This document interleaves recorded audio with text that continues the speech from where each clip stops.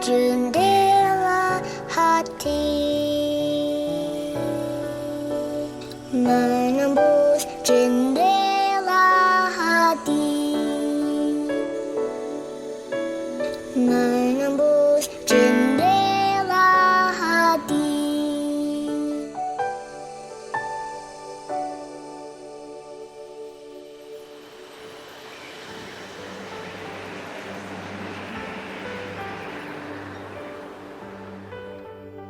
Angin sejuk berhembus lembut mengarungi padang rumput yang hijau kemuning. Hari berganti hari, malam berganti pagi. Hewan-hewan telah keluar dari sarang mereka disambut bulir-bulir embun yang menetes di atas dedaunan. Pati terbang tinggi melintasi angkasa. Sayapnya ia kepakkan dengan penuh semangat. Tak sabar untuk menyambangi rumah seorang kekasih hatinya, Marlene Rajawane. Ia adalah seorang pribadi yang menemukan sukacitanya ketika mengajar. Ribuan kilometer ia tempuh untuk mengajar guru dan anak-anak di Indonesia. Walau kesulitan-kesulitan datang dan pergi silih berganti, namun ia setia melakukannya dengan penuh sukacita. Dan meskipun harus bercucuran keringat dan air mata, ia tetap bersyukur kepada Sang Pencipta.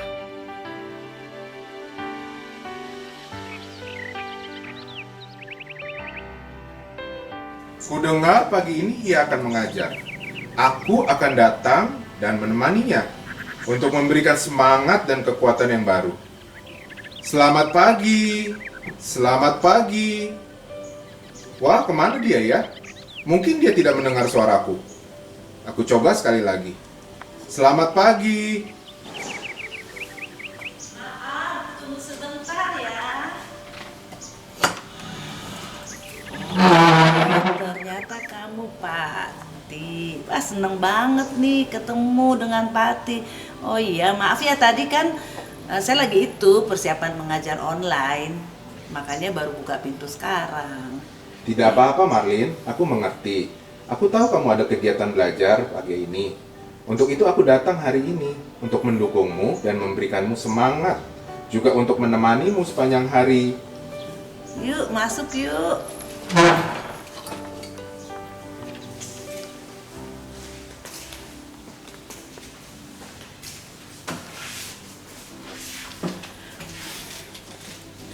Sebentar lagi aku akan mengajar online.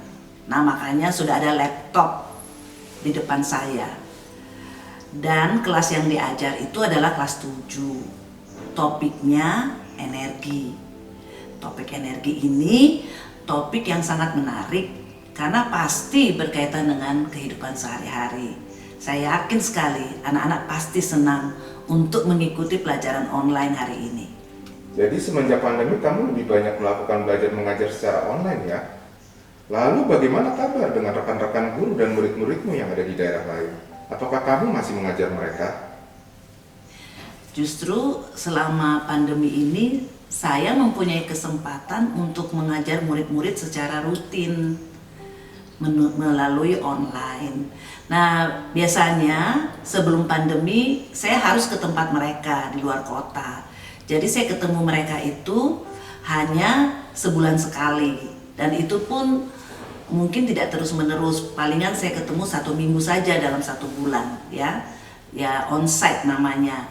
Tapi dengan pandemi ini justru saya bisa mengajar mereka secara rutin setiap minggu, pertemuan yang teratur. Dan menyenangkan sebenarnya mengajar online karena sebenarnya mengajar itu bagaimana kita membuat anak-anak paham. Jadi mengajar itu bagi saya seperti seorang ibu menyiapkan menu masakan, ya. Apa nih yang cocok untuk anak-anak? Kalau mereka tidak suka makanan ini, bagaimana saya memilih menu yang lain? Nah, seperti itulah bagi saya mengajar selama online ini. Jadi justru membuat saya lebih kreatif mengajar online karena ada banyak hal yang mesti saya siapkan, ide-ide, pemikiran-pemikirannya. Nah, hubungan saya itu ya dengan murid-murid. Kemudian kalau dengan guru-guru tetap juga ada pelatihan online. Ya, jadi saya mengajar murid dan saya juga mengajar atau memberikan pelatihan kepada guru-guru secara online. Jadi tetap terbina hubungan dengan guru-guru, bahkan kami memanfaatkan juga grup WA untuk terus berkomunikasi. Apakah kamu masih ingat pertama kali kamu mengajar? Apa yang membuatmu akhirnya memutuskan untuk mendidik anak bangsa? Kalau menurut saya sih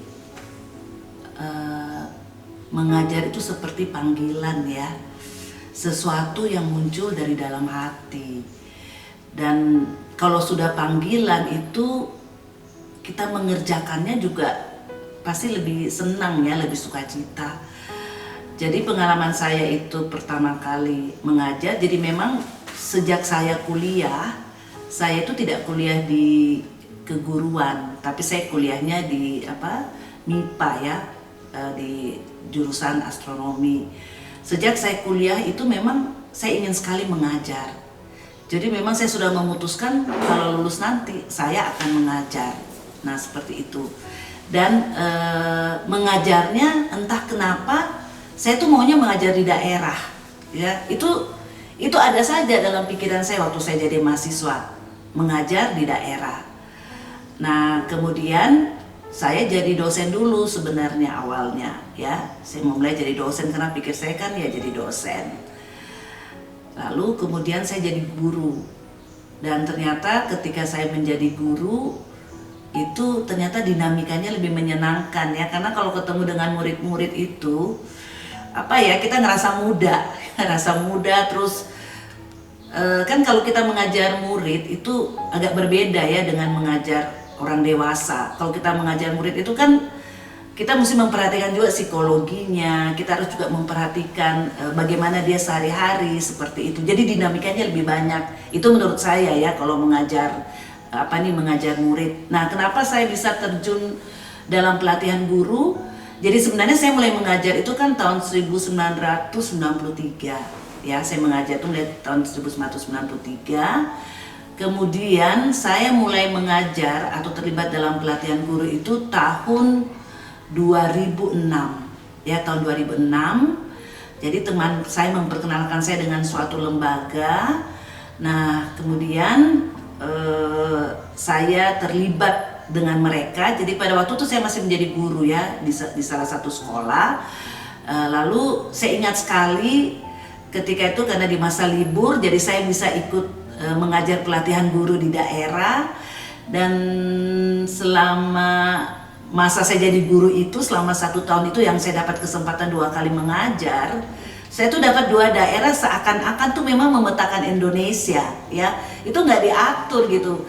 Jadi saya mendapat pertama sekali itu kesempatan mengajar di Banda Aceh ya. Nah, itu pas liburan saya dapat kesempatan. Dan terus kemudian kan sekolah ada libur lagi. Saya dapat lagi kesempatan dan saya tuh mengajar di Timika. Jadi tuh kayak seperti sudah sudah jalurnya dipetakan gitu. Padahal itu kan pada waktu itu tahun 2006 ya. Itu nggak terpikir sama sekali bahwa akan seperti itu gitu. Itu sudah lambang, sudah pertanda bahwa memang panggilan saya itu menyuruh saya untuk pergi dari Banda Aceh ke Timika, Papua.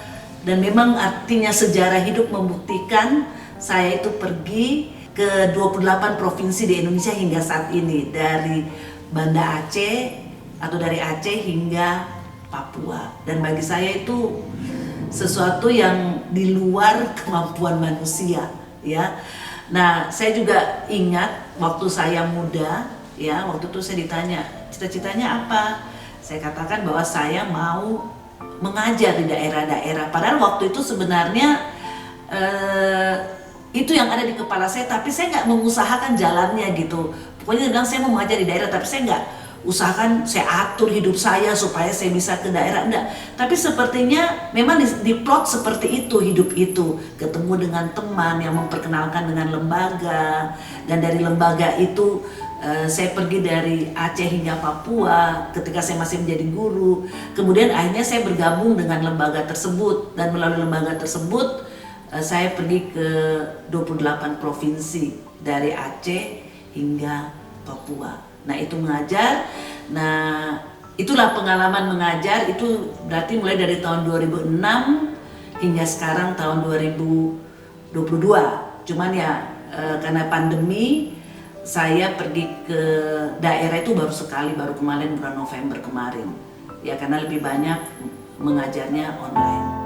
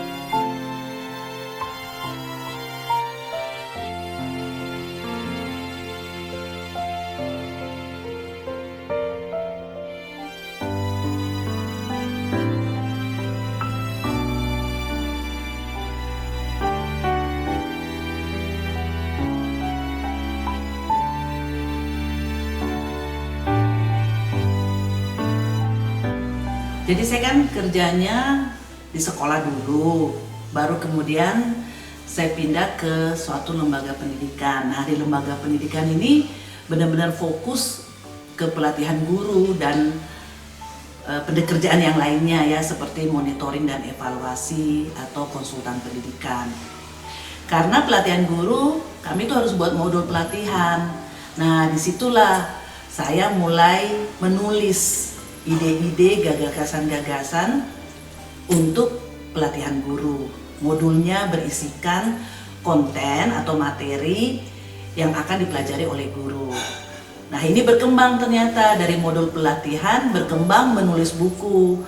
Jadi di lembaga pendidikan yang saya kerja itu buku IPA-nya mau direvisi. Nah saya masuk dalam tim. Jadi saya menulis buku gitu. Saya merevisi tulisan tapi juga ada hal-hal baru yang saya tulis. Nah ternyata berkembang lagi gitu. Saya diminta teman untuk ikut dalam tim menulis modul numerasi yang dibuat oleh Kemdikbud untuk masa pandemi ini. Numerasi untuk kelas 1 sampai kelas 3 SD. Lalu berlanjut diminta untuk membuat buku matematika kelas 10, tapi kami dalam tim, jadi saya hanya menulis 1 bab. Dalam kelas 11 dalam tim juga, kami dalam tim menulis lagi 1 bab seperti itu. Itulah bagaimana ceritanya sampai saya menulis. Nah saya masih punya cita-cita sebenarnya. Saya ingin menulis buku IPA SMP, saya ingin menulis buku fisika SMA. Sudah sempat sih saya tulis-tulis, saya buat rangkanya seperti itu, sudah ada beberapa bab, tapi ya belum jadi, ya saya simpan saja, nanti mungkin suatu saat bisa saya publikasikan kalau sudah lengkap. Saya ingin juga menulis buku tentang pedagogi, karena pedagogi ini penting sekali dalam mengajar. Bagaimana caranya kita mengajar topik tertentu dengan metode tertentu. Bagaimana caranya kita buat soal, buat pertanyaan-pertanyaan konsep yang memancing anak untuk berpikir kritis dan kreatif. Pati bisa tunggu sebentar ya. Minta maaf nih, soalnya saya mau mengajar online dulu. Nanti kita terusin ya.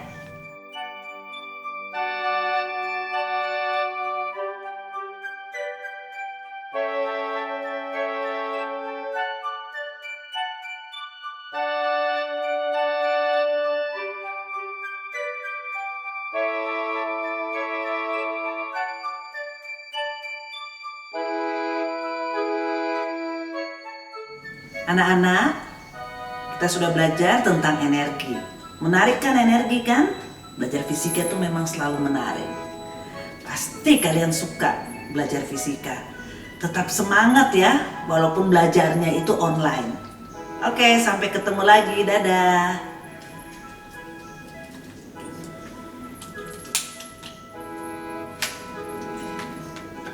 Pati, mau minum teh nggak? Yuk, kita minum teh.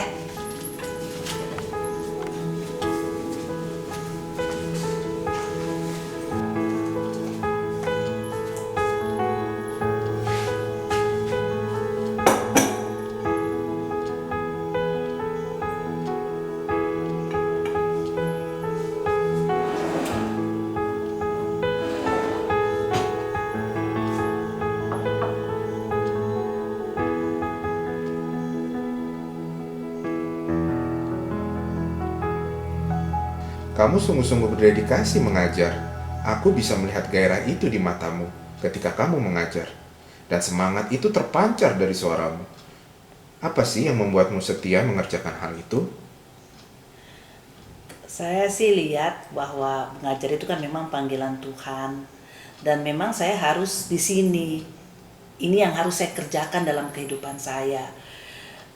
Saya ngelihat bahwa mengerjakan sesuatu itu memang perlu tuntunan dari yang di atas, dari yang maha tinggi.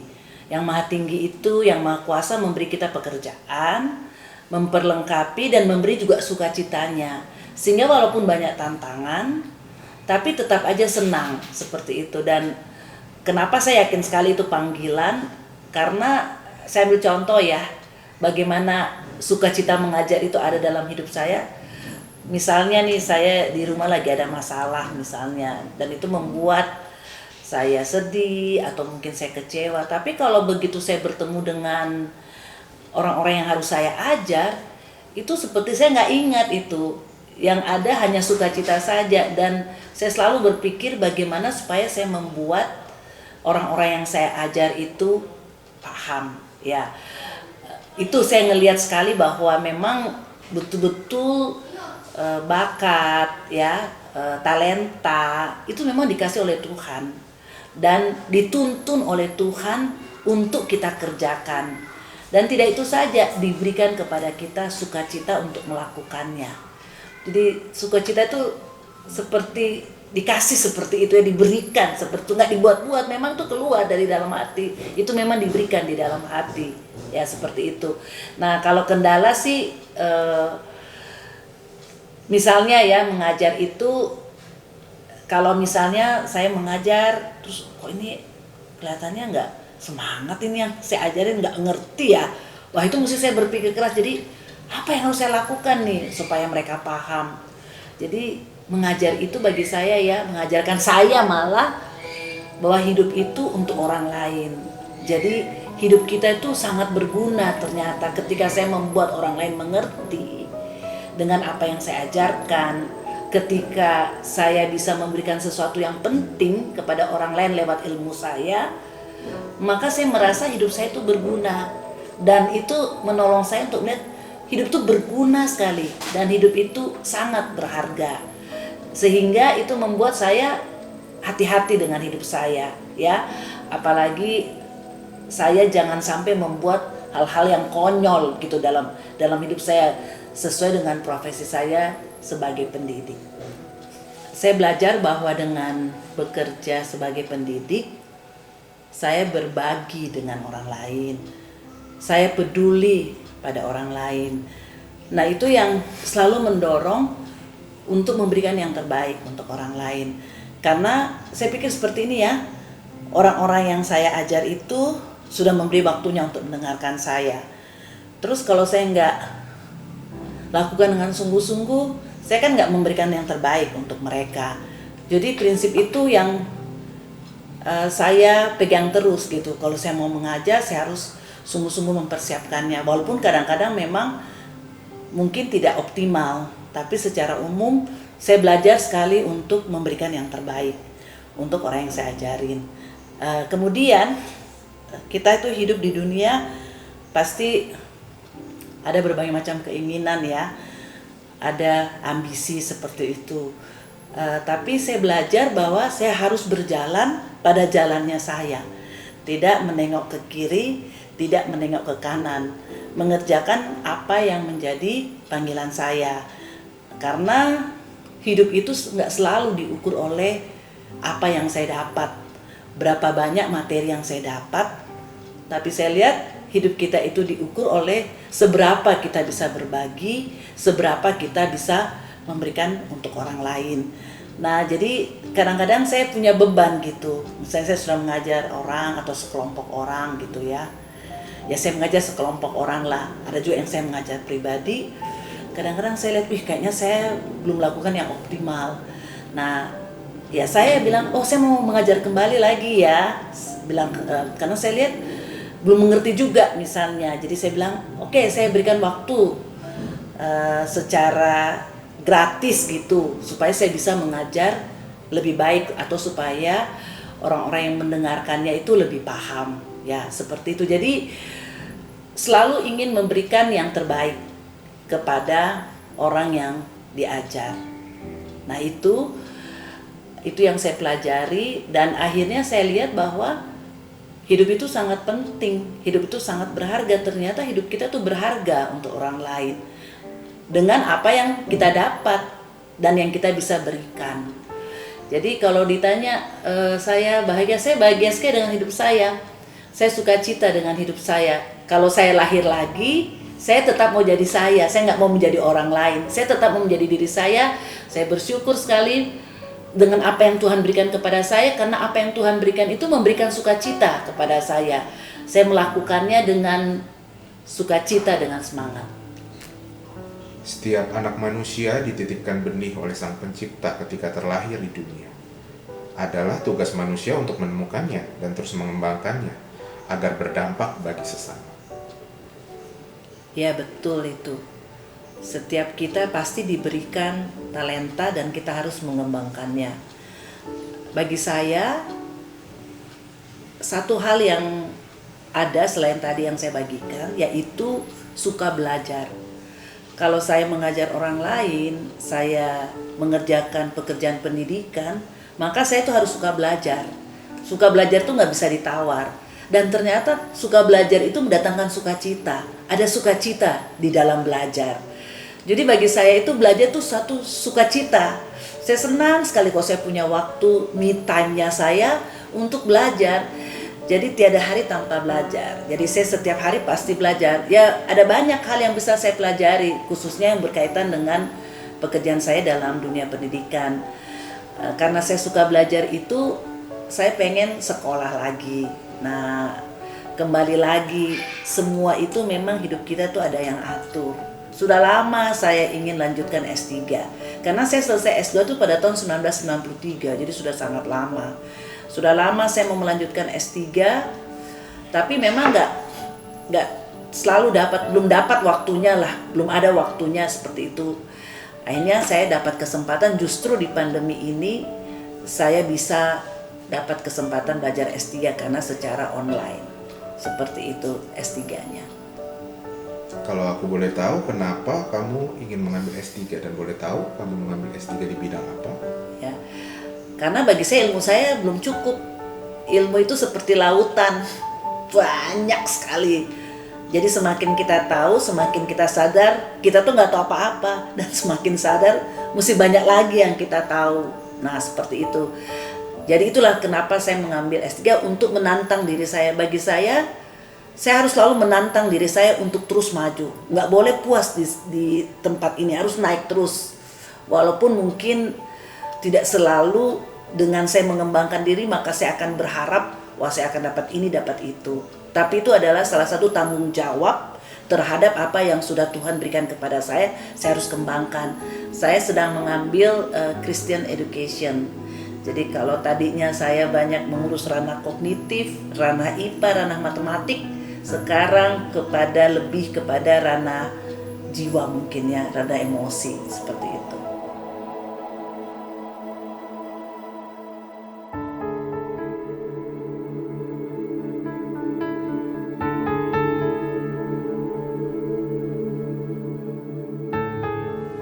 Wah, lukisan siapa ini? Bagus sekali. Siapa yang melukisnya, Marlin? Lukisan ini lukisan suami saya. Suami saya itu lulusan seni rupa. Kami dari perguruan tinggi yang sama. Kami sudah menikah selama 29 tahun kalau masuk tahun 92 ini. Pernikahan itu tidak mudah ya, karena ada dua orang yang berbeda berada di dalam satu wadah seperti itu. Saya mempunyai anak dua sebenarnya. Anak saya yang pertama itu meninggal pada waktu berusia 2 hari karena memang juga umur kandungan itu kurang ya. Dan sebenarnya anak saya meninggal itu juga ada faktor kelalaian saya. Nah jadi saya melahirkan anak pertama itu usia pernikahan kami baru setahun lebih seperti itu. Dan waktu anak saya meninggal itu suami saya tuh sedih banget gitu. Suami saya tuh kan orangnya nggak suka nangis. Waktu anaknya meninggal sampai nangisnya itu 2 hari. Terus pada hari yang ketiga katanya kita nggak boleh menangis lagi, kita harus berhenti menangis. Dan yang buat saya sedih karena waktu itu suami saya katakan saya sudah mau siapkan beli mobil. Ya mobil bekas gitu, karena kalau kita punya anak kita harus punya mobil karena kami kan naik motor ya. Nah bicara naik motor ini jadi ingat ya pengalaman waktu masih belum menikah seperti itu kemana-mana naik motor. Terus kalau hujan, wah kita berteduh ya karena hujan kan. Wah nanti satu saat kita punya mobil ya. Iya gitu. Memang akhirnya atas anugerah Tuhan kami punya mobil. Bahkan pernah kami punya 2 mobil. Tapi sekarang kami punya 1 mobil ya. Terus kemudian yang berbicara untuk punya anak berikutnya. Itu agak lama antara jarak anak pertama dan anak kedua. Ada 7 tahun ya. Karena saya itu tidak berani, takut. Tapi memang disitulah bahwa pernikahan itu ada di dalam perlindungan Tuhan ya. Karena suami saya itu sabar banget. Jadi dia tetap enggak menuntut, wow kita mesti punya anak lagi, enggak. Jadi ketika suatu saat itu ada acara keagamaan, kegiatan keagamaan selama beberapa hari di satu kota di luar Jakarta. Saya bilang ke suami saya mau ikut. Ya kamu boleh ikut tapi kamu berubah, enggak boleh takut, enggak boleh khawatiran. Iya saya enggak takut khawatiran. Pergilah saya ke kegiatan itu, pulang dari situ. Ternyata saya itu hamil gitu, maksudnya bukan pulang langsung dari tempat itu, tapi beberapa waktu setelah saya pulang dari kegiatan keagamaan itu, ternyata saya hamil. Padahal kami tuh nggak ke dokter, nggak ke manapun. Bayangkan itu ada rentang waktu sekitar 6 tahun dari anak saya meninggal dan saya mendapati saya itu hamil seperti itu kan. Dan bagi kami itu luar biasa. Itu mujizat karena nggak ke dokter nggak apa dan bisa hamil. Nah jadi bersyukur sekali. Jadi waktu anak saya lahir itu suami saya itu lebih berani gendong gitu ya umur sehari. Pokoknya suami saya senang sekali. Anak kami sekarang berarti sudah berusia sekarang tahun 2022 ya. Dia kelahiran tahun 2001, umurnya 21 tahun anak kami. Dan bagi kami anak kami itu juga suatu mujizat karena mendapatkannya itu tidak mudah. Dan waktu hamil anak kedua ini itu saya sempat harus diopnam karena ada flek. Dan kalau darah tinggi ya iya, tetap saya tekanan darah tinggi anak kedua tapi sudah terkontrol. Jadi anak itu bisa lahir dengan selamat, dan anak itu termasuk anak yang tiap hari didoakan oleh komunitas. Karena mereka tahu kami berdua tuh pengen sekali punya. Jadi anak itu anak doa, tiap hari didoakan selama saya hamil sampai saya melahirkan. Ya, itu anugerah Tuhan. Memang hidup kita semua ini adalah anugerah Tuhan. Pekerjaan, pernikahan, semua itu anugerah Tuhan. Apapun yang kita dapatkan tentu hal yang baik dalam hidup kita. Lalu kalau misalnya berbicara tentang dunia kami, ya tentu dunia kami sangat berbeda ya. Keluarga berbeda, terutama dalam cara pandang juga berbeda karena suami saya kan dari seni rupa, saya dari sains. Nah kadang-kadang memang tidak ada titik temu gitu ya, bikin stres juga gitu ya, karena cara pandang yang berbeda itu ya. Tapi harus dipikirkan kembali kalau Tuhan mempersatukan dua orang yang sangat berbeda, Tuhan itu pasti punya maksud dan Tuhan itu pasti punya tujuan. Dan saya bersyukur sekali karena 2-3 tahun terakhir ini setelah anak saya lulus SMA, anak saya sekarang kan memasuki suatu perguruan tinggi di mana ada asramanya, ya. Jadi ketika dulu saya tuh sering keluar kota, kan ada anak saya yang menemani suami saya. Nah, ketika anak saya masuk asrama, maka itu ada babak baru lagi. Jadi suami saya sekarang kadang-kadang dengan saya mengerjakan dunia pendidikan, tapi suami saya di seni. Jadi ada satu kesempatan lagi yang Tuhan berikan. Memang hidup itu nggak bisa lepas dari Tuhan, apapun kita melihat pintu-pintu yang dibuka. Jadi kami berdua kadang-kadang jalan bersama. Khususnya kami membantu ada satu sekolah di Pekanbaru. Suami saya membantu di bidang seni, saya membantu di bidang sains, dan sempat juga ke daerah Danau Toba. Suami saya membantu seni dan saya membantu sains. Dan saya pikir dan saya percaya, kami pikir dan percaya pasti ada yang Tuhan mau siapkan lagi antara sains dan seni ini di masa mendatang. Karena saya lihat ya dalam kehidupan itu, kalau kita punya sesuatu, ada satu mimpi, itu nanti pada waktunya itu akan terjadi. Kadang-kadang nggak tahu bagaimana caranya, itu akan terjadi mimpi-mimpi itu. Misalnya kalau dalam karier saya mau membuat penelitian, saya mau kirimkan hasil penelitian saya ke suatu konferensi. Dan memang ajaib juga ya, saya membuat penelitian saya kirimkan ke konferensi internasional untuk yang pertama kalinya, ya, dan itu diterima, ya. Jadi saya percaya sekali ada mimpi-mimpi kita yang bisa jadi kenyataan, tapi tidak tahu kapannya itu. Dan kadang kita tidak usahakan hal itu terjadi, tapi itu jalan begitu saja. Makanya penting sekali berada di jalannya, pada tracknya itu maksudnya apa yang sudah Tuhan berikan, ini jalanmu, ini yang kamu harus lalui, ini yang harus kamu tempuh, ikut saja jalan itu. Itu yang saya percayai dalam kehidupan ini, dalam semua aspek ya, baik pekerjaan, terutama juga untuk paling penting sih keluarga dan saya senang sekali punya suami yang mendukung saya, walaupun kami punya banyak berbeda pendapat, tapi dia betul mendukung dalam karir saya. Jadi kalau harus berterima kasih ya, misalnya kalau ada yang bilang sama saya, wah terima kasih ya ibu sudah menolong kami dalam pembelajaran dan sebagainya, kayaknya terima kasih itu juga untuk suami saya, karena kan dia menopang dan mendukung ya untuk bisa saya sebebas-bebasnya untuk karir saya. Dan saya percaya sekali itu pasti karena campur tangan Tuhan, memberi hati seperti itu untuk suami saya. Marlene, aku sungguh senang dengan sikapmu. Sungguh terlihat sukacita itu menjadi perhiasanmu yang menyenangkan hatiku. Dan Tuhan itu baik, untuk selama-lamanya Ia baik. Lalu bagaimana kabar ibumu?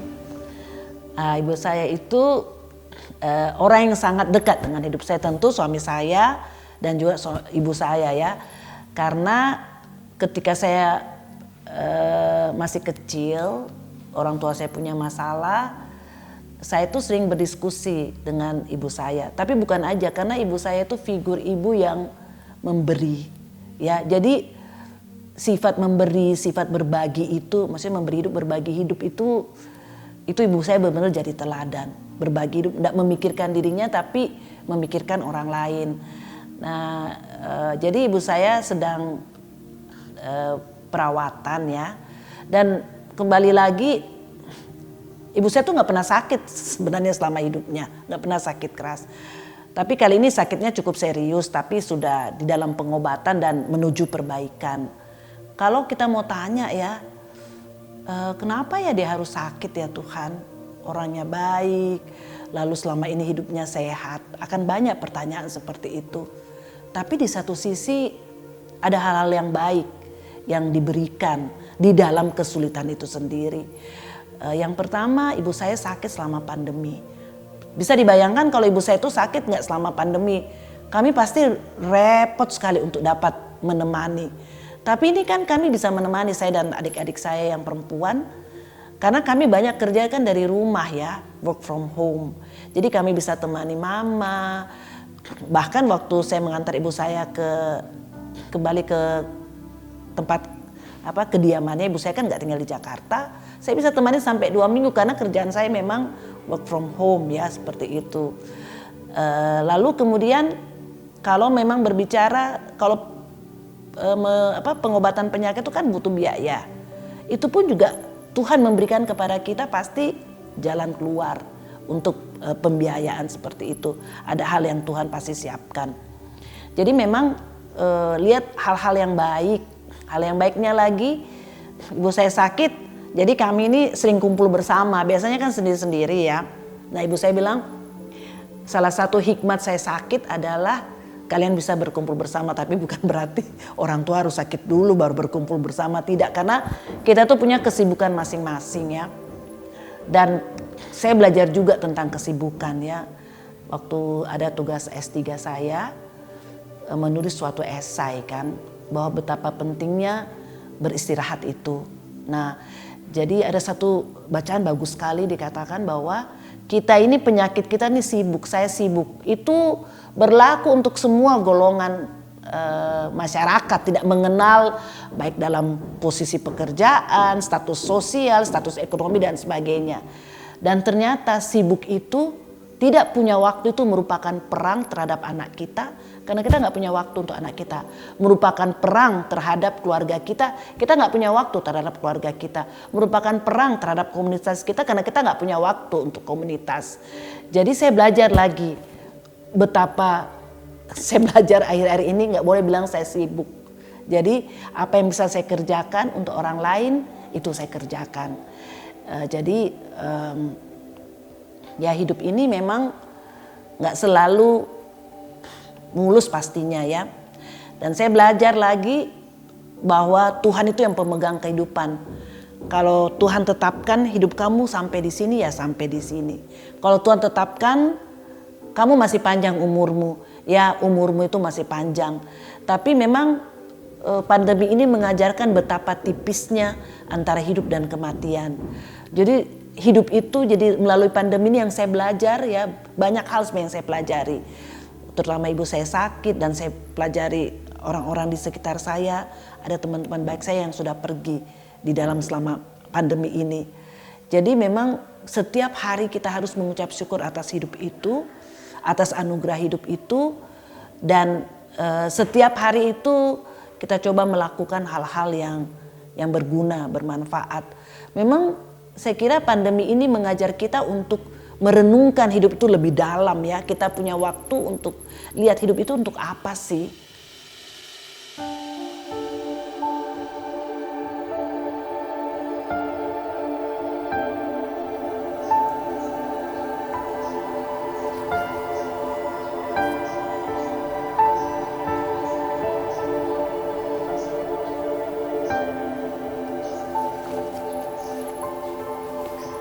Sukacita itu datangnya dari Tuhan. Gak bisa dibuat-buat sebenarnya sukacita itu. Sukacita itu terjadi ketika saya bisa mengalahkan diri saya sendiri. Sukacita itu terjadi ketika diri saya itu berubah. Yang tadinya penakut menjadi tidak takut. yang tadinya gampang marah menjadi lebih sabar. Sukacita itu sama dengan kemurnian hati. Kalau hati saya murni, saya bisa bersukacita. Sukacita itu yang memampukan kita untuk menghadapi berbagai macam pergumulan kehidupan. Dan hidup itu adalah kesempatan. Selama Tuhan memberikan saya kehidupan, Tuhan memberikan banyak sekali kesempatan kepada saya. Kesempatan untuk memperbaiki hidup saya supaya saya mempunyai kualitas hidup yang bagus, kualitas diri yang bagus. Tuhan memberi saya kesempatan untuk hidup supaya saya bisa berbagi dengan orang lain. Tuhan memberi saya kesempatan untuk hidup supaya saya bisa bersyukur atas semua yang Dia berikan untuk saya. Sukacita sebenarnya dekat dengan hati kita.